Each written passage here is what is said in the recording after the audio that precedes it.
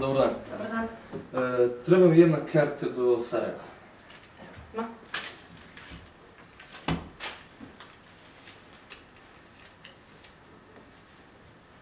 Izvolite. Aha, koliko treba? 1500.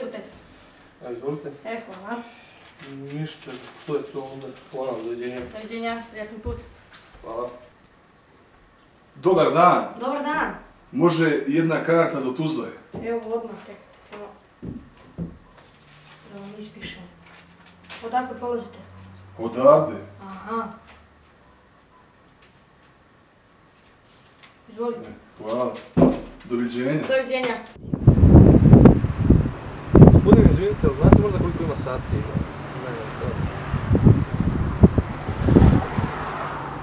Ja sam izvinjam, ali zašto niste prvo mi kažete koliko je sati?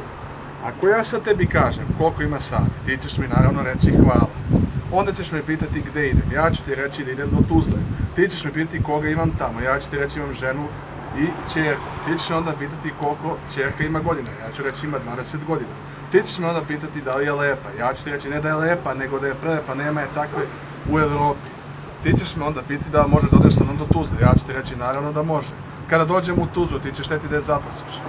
A ja ću te onda oterati u onu stvar jer jebeš zeta koji nema sat.